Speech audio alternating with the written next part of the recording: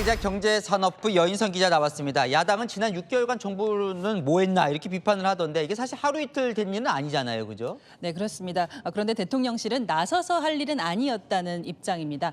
조율은 할 수 있지만 기본적으로는 외환 당국의 업무였다는 거죠. 그런데 고환율 흐름이 환율 여울목이라는 표현을 쓸 정도로 심각해지자 개입을 할 수밖에 없게 된 겁니다.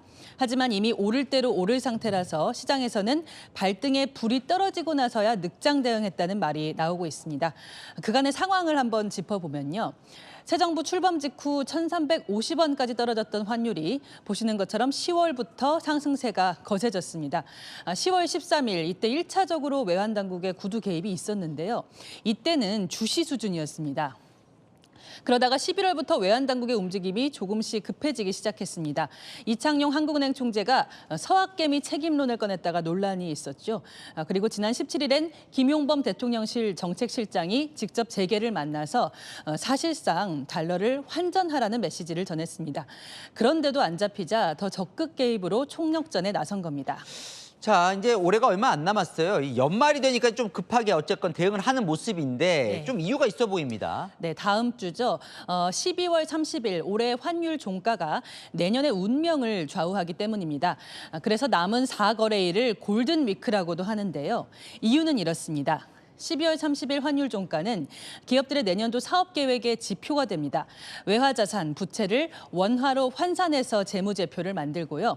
이게 결국 금융기관의 건전성 평가의 수치가 되기도 합니다.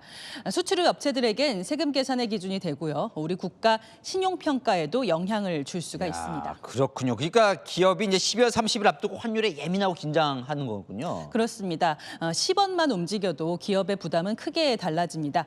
외화 부채의 규모가 눈덩이처럼 불어날 수 있는 거고 원자재 수입량도 달라질 수 있습니다. 재계 쪽의 이야기를 직접 들어봤는데요. 다수의 기업들이 1,300원에서 1,400원 사이를 기준으로 내년도 사업 계획을 짰는데 이 환율 상승이 멈추지 않으니까 백지화하고 다시 계획을 짰다는 곳이 꽤 있었습니다. 특히 달러를 미리 쌓아둘 여력이 없는 중소기업의 직격탄인데요.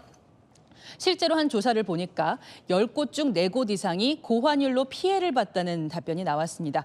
물류비까지 오르면서 그야말로 버는 돈보다 나가는 돈이 더 많게 된 거죠. 근데 사실 이제 기업뿐만이 아니라 당장 뭐 커피 한 잔 사 먹기 무서워졌다 뭐 이런 얘기도 나오던데, 그러니까 일반 소비자들도 지금 체감을 이제 점점 하게 되는 상황인 것 같아요. 맞습니다. 커피값이 대표적입니다.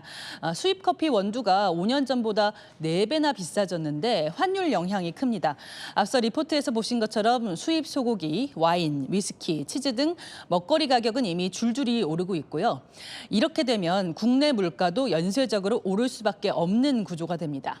근데 어쨌든 이제 정부가 나서기로 한 것 같아요. 오늘 환율 개입에 좀 나섰고 결국 떨어졌습니다. 이제 효과가 좀 있을까요, 앞으로? 네, 전문가들에게 물어봤는데요.